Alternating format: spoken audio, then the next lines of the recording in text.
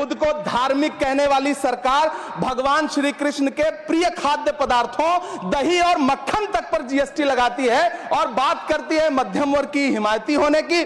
जिंदा रहते हुए जनता से हर चीज पर टैक्स वसूलने वाली यह सरकार कम से कम मरने पर तो लोगों को बख्श देती, लेकिन नहीं, वहां भी लूटना है। अंतिम संस्कार के सामान अगरबत्ती, धूप बत्ती, केवड़ा जल, चंदन पाउडर, जौ, बताशा, काला तिल, पंचरत्न, कपूर और कफन तक पर टैक्स लेने वाली यह सरकार किस मुंह से खुद को मध्यम वर्ग का हितैषी बताती है? एक आदमी रोटी बेलता है, एक आदमी रोटी खाता है, एक तीसरा आदमी भी है जो न रोटी बेलता है न रोटी खाता है, वो सिर्फ रोटी से खेलता है। वो तीसरा आदमी कौन है? मेरे देश की संसद मौन है। बिहार के भाइयों बहनों, आज मैं बिहार के लिए पैकेज की घोषणा कर रहा हूं। 50,000 करोड़ कर दूं कि ज्यादा कर दूं? अखिलेश भाई, 60,000 करोड़ कर दूं कि ज्यादा कर दूं? 70,000 करोड़ कर दूं कि ज्यादा कर दूं? 80,000 करोड़ कर दूं कि ज्यादा कर दूं? चलो, मैं बिहार को 1.25 लाख करोड़ का पैकेज दे रहा हूं। 10 साल हो गए सभापति महोदय, वही ढाक के 3 पात। बिहार आज भी विकास की बाट जो हो रहा है। भाषण आज भी प्रधानमंत्री जी के यूट्यूब चैनल पर सुना जा सकता है।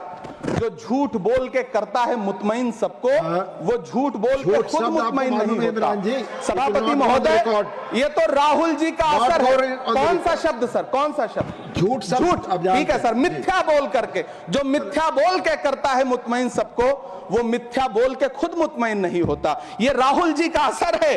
जो मखाना बोर्ड की घोषणा हुई, अखिलेश जी आपको याद होगा, भारत जोड़ो न्याय यात्रा में 30 जनवरी 2024 को बिहार के रंगभूमि मैदान में राहुल गांधी जी का पूर्णिया में भाषण था और उसमें मखाना को लेकर उन्होंने आवाज उठाई थी।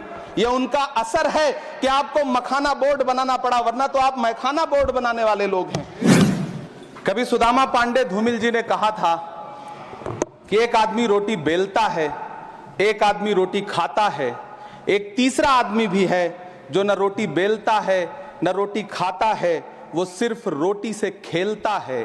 वो तीसरा आदमी कौन है? मेरे देश की संसद मौन है। सभापति महोदय, वो भी क्या दिन थे जब संसद में देश का बजट पेश होता था तो देश की सड़कें ठहर जाया करती थी। रेल बजट पेश होता था तो लोगों की उम्मीदें रेल के डिब्बों की तरह पटरियों पर दौड़ने लगती थी। पूरा देश धड़कने रोक करके वित्त मंत्री और रेल मंत्री को सुना करता था।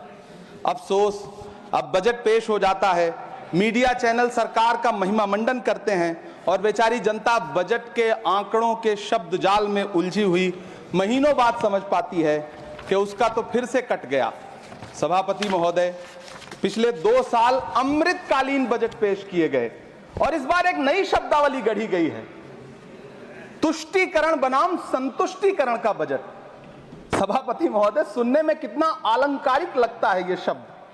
सोच रहा हूं देश की वित्त मंत्री और प्रधानमंत्री जी से पूछूं कि आखिर किसकी संतुष्टि? जिस बजट में मनरेगा के लिए 1 रुपए की बढ़ोतरी ना हो, वही पुराना 86,000 करोड़, जबकि पहले ही 9,754 करोड़ का घाटा हो। जिस मनरेगा से करोड़ों मजदूरों के घर में चूल्हा जलता हो, उस मनरेगा में काम करने वाले गरीब मजदूरों के लिए अगर आपके खजाने से 1 रुपया भी इजाफी नहीं निकल सका, तो भला कौन संतुष्ट हुआ साहब? इस देश का गरीब मजदूर या आपके उद्योगपति दोस्त? वो जो महाराष्ट्र में लोकसभा और विधानसभा के बीच में 40 लाख मतदाता बढ़ाए गए थे, अरे उन्हीं के लिए मनरेगा का थोड़ा सा बजट बढ़ा देते। क्या उसमें मनरेगा का एक भी मजदूर नहीं था 40 लाख लोगों में? सारे के सारे 12 लाख की छूट वाले से आगे के लोग थे। सभापति महोदय, कल जब वित्त मंत्री जी देश की संसद में भाषण दे रही थी तो वहां मुंबई में कोई गरीब इंसान जब अपनी जेब टटोल करके अपनी मोटरसाइकिल में 1 लीटर पेट्रोल भरवा रहा था तो उस पेट्रोल की कीमत थी 103 रुपया प्रति लीटर। आखिर इतना महंगा पेट्रोल डीजल खरीद के कौन संतुष्ट हो रहा है? इस देश के गरीब लोग या फिर सरकार के चहेते धन्ना सेठ? सभापति महोदय, वित्त मंत्री जी इस बजट को मध्यम वर्ग को संतुष्ट करने वाला बजट बता रही हैं। अरे मैडम, हम आप यहां पर बैठे रहते हैं और वहां बाहर इसी दिल्ली में 1 लीटर दूध, चाहे वो अमूल का हो या फिर मदर डेयरी का हो, उसकी कीमत 73 रुपए लीटर है। इतना महंगा बेच करके कौन संतुष्ट हो रहा है, गरीब जनता या आपके धन्ना सेठ दोस्त? सभापति महोदय, इस सरकार का बाजार और महंगाई पर कोई नियंत्रण नहीं रह गया है। चाहे देश में लहसुन 400 रुपए किलो बिक जाए, टमाटर 100 रुपए किलो बिक जाए, प्याज का दाम सुनकर आंखों में आंसू आ जाए, लेकिन वित्त मंत्री महोदया बजट में महंगाई का मां भी नहीं बोलती हैं।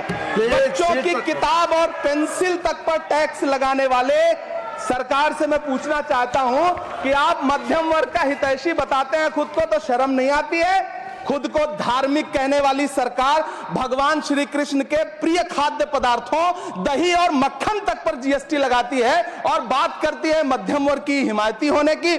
जिंदा रहते हुए जनता से हर चीज पर टैक्स वसूलने वाली यह सरकार कम से कम मरने पर तो लोगों को बख्श देती, लेकिन नहीं, वहां भी लूटना है। अंतिम संस्कार के सामान, अगरबत्ती, धूप बत्ती, केवड़ा जल, चंदन पाउडर, जौ, बताशा, काला तिल, पंचरत्न, कपूर और कफन तक पर टैक्स लेने वाली यह सरकार किस मुंह से खुद को मध्यम वर्ग का हितैषी बताती है? कौन सी संतुष्टि, किसकी संतुष्टि? कदम कदम पर टैक्स देकर लुटने वाली जनता की, या फिर जनता से टैक्स वसूल करके धन्ना सेठों का खजाना भरने वाली सरकार की? किसकी संतुष्टि? सभापति महोदय, 18 अगस्त 2015 आरा का बिहार का ऐतिहासिक मैदान, सजा हुआ मंच, हजारों की भीड़ और सामने खड़े हुए देश के प्रधानमंत्री का भाषण। बिहार के भाइयों बहनों, आज मैं बिहार के लिए पैकेज की घोषणा कर रहा हूं। 50,000 करोड़ कर दूं कि ज्यादा कर दूं? अखिलेश भाई, 60,000 करोड़ कर दूं कि ज्यादा कर दूं? 70,000 करोड़ कर दूं कि ज्यादा कर दूं? 80,000 करोड़ कर दूं कि ज्यादा कर दूं? चलो, मैं बिहार को 1.25 लाख करोड़ का पैकेज दे रहा हूं। 10 साल हो गए सभापति महोदय, वही ढाक के 3 पात। बिहार आज भी विकास की बाट जोह रहा है। भाषण आज भी प्रधानमंत्री जी के यूट्यूब चैनल पर सुना जा सकता है। जो झूठ बोल के करता है मुतमईन सबको, वो झूठ बोल के खुद मुतमईन नहीं होता।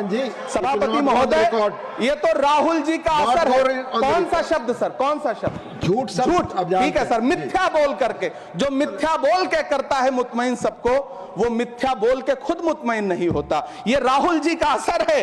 जो मखाना बोर्ड की घोषणा हुई, अखिलेश जी आपको याद होगा, भारत जोड़ो न्याय यात्रा में 30 जनवरी 2024 को बिहार के रंगभूमि मैदान में राहुल गांधी जी का पूर्णिया में भाषण था और उसमें मखाना को लेकर उन्होंने आवाज उठाई थी। यह उनका असर है कि आपको मखाना बोर्ड बनाना पड़ा, वरना तो आप मैखाना बोर्ड बनाने वाले लोग हैं।